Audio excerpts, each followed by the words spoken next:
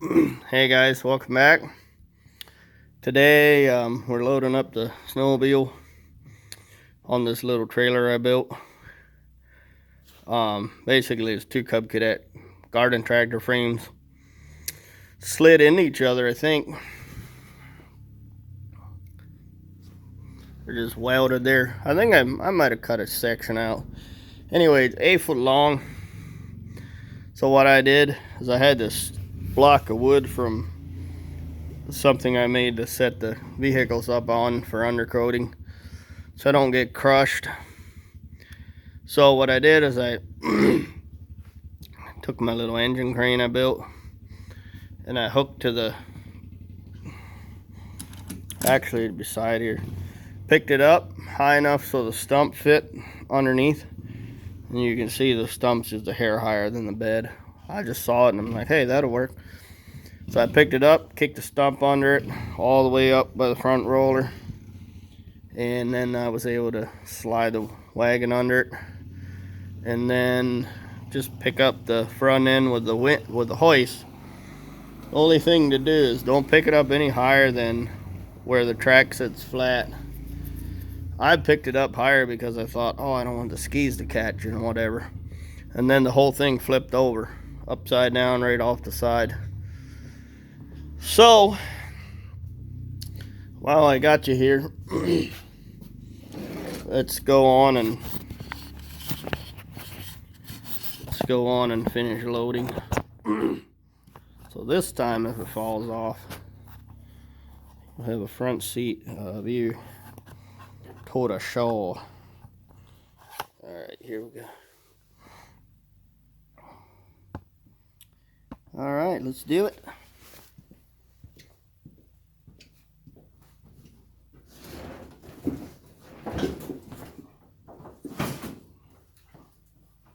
All right, gotta go up just a couple cranks.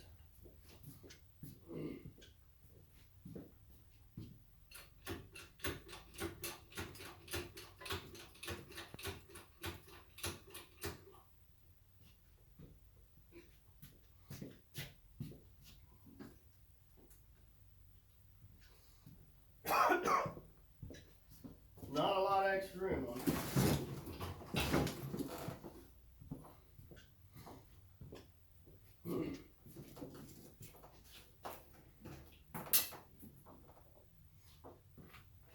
I think the wagon is exactly 4x8, so that means there's not a lot of perches on the edge as far as where the skis go.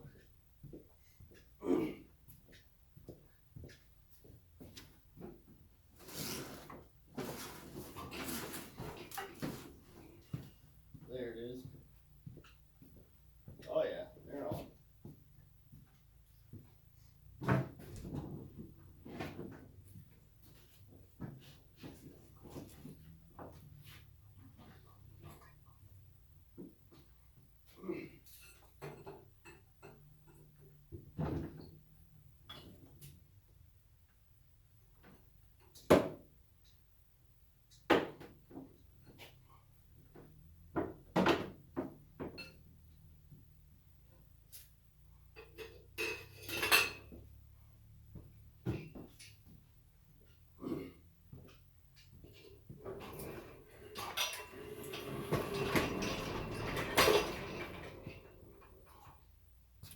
There's that. There's a couple small things on this that need addressed, but this snowmobile was in a big old accident. I don't know why my, there we go. There, now we're tight. So you can see there's two bolts here and then one way up here. If we go underneath,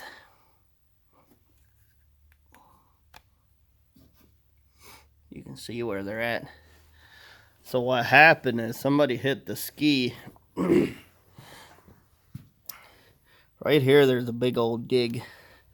I think he hit it, got his ski around the edge, and then it probably swept the ski all the way over. And then it took this bar. This bar looks repaired. So it's not its first round.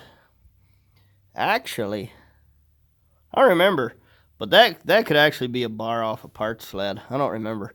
So anyway, this right here got shoved up through the footwell. You can see this is all bent. This is all torn. A lot of it's not even, I think I just hammered it back down and called it a day. But there's a metal plate that runs from back here all the way forward. And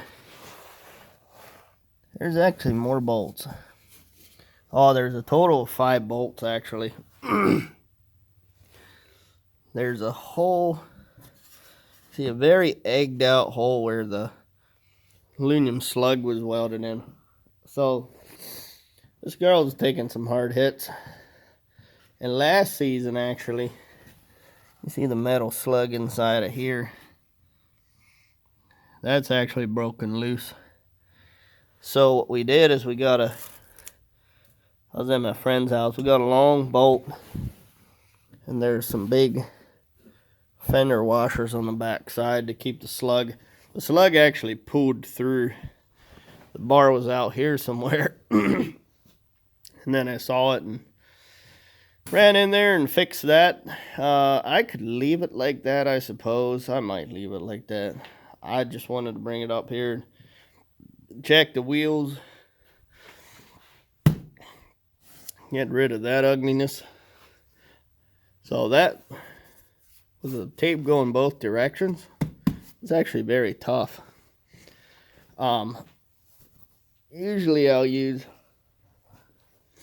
over here's one, just the old what's it called, Gorilla Tape. It doesn't really work because it'll rip the one direction but not the other, so putting on a X like this. So I already had this out. We had an inch or two of snow. Ripped it up and down the field a couple times. And she's gonna need plugs. And that was to keep the moisture out. I actually have a roll of vinyl repair stuff. Adhesive repair patch. I'm not even sure what it's called. I found it on eBay. I figured there's something out there like it. So we need to go back and fix some paint. Get rid of that yellow. Get rid of that yellow. There's a yellow wheel that needs to be painted. I want to pop these guys off the sled and get them painted. This bar here needs some paint. So what we might do, the shocks are actually a mix of stuff. I had to travel, I think I traveled 2 hours or more to get those stupid shocks. Because these were obviously broke. Here's the boot. That was pop riveted on. That'll need to go back. I think those holes are pretty egged out. We could use, if we had one of those big self-tapping garage door screws, they would eat right in there and not make problems. So, yeah, she's pretty clean otherwise. One thing that doesn't work, a little thumb heater pad. I thought they were disconnected. Maybe they're not. The other thing would be, I found some on eBay, but I'll have to see what the plug looks like and where it actually connects. So, I bought this with a Arctic Cat 440. So the guy that crashes left it at his friend's house or somewhere, and the friend sold it with a 440 Arctic Cat. And then I bought it from that guy, which was my neighbor. I think it's from Yates County somewhere. So I'll have to track down the original owner. I don't know. He probably doesn't want anyone to die riding it. I don't know why it continues to be registered. I have to see about this year. Last year was registered under the original owner, and the DMV wouldn't give out a phone number or any information to help us try and fix the situation. So we have a lot of our trail is on private property anyway, so there's 800 acres where I can ride. I don't know if they actually take the sled. I don't really know. But we were hoping to go up north this year, so to do that, I need to get insurance for it. I don't think I need the title. I just need the insurance. Be a little bit of a sketchy proposition to have it up there, but seems like snowmobiles are worth a lot of money.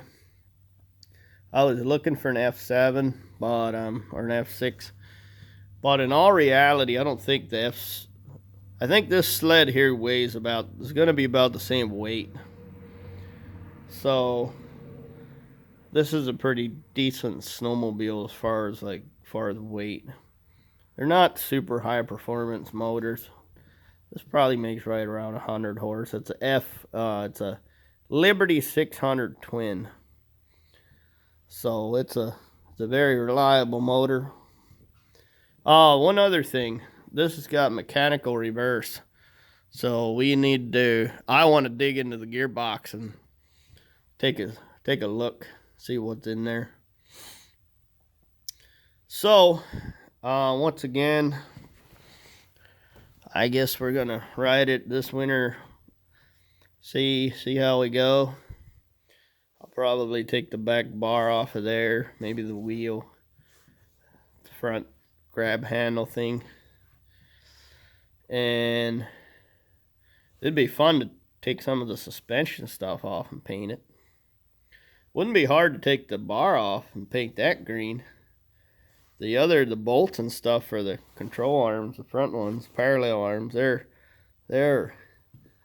just the worst. They're horrible to get at. Well, we could take these handles off, we could take that off, take the back one off, maybe the back two idler wheels.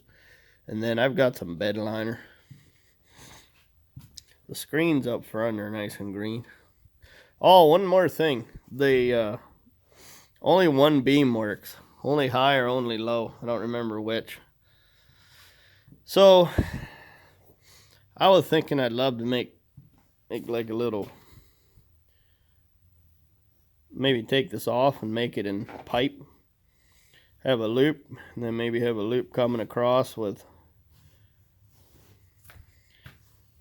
or have one loop in the middle, up and down, and then one more from there over, and then stick some little pod lights in there.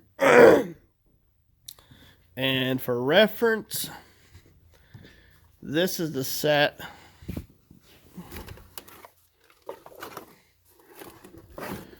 This is the set that the Wife's 4Runner's got. They're 80 watts. They're very bright. So that's an option. I'd like to do that. I actually bought the pipe. I think a 3/4 inch inside diameter. Steel tubing. We could whack that on there. I mean, I could even leave this. If I weld a nut into the bottom of the pipe, I could drill up through and put a big washer, even a plate of steel. I like to make the front end pretty tough.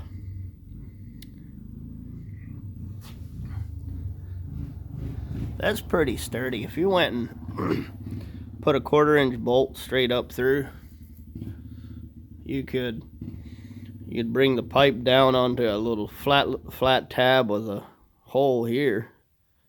But that'd be nice and sturdy.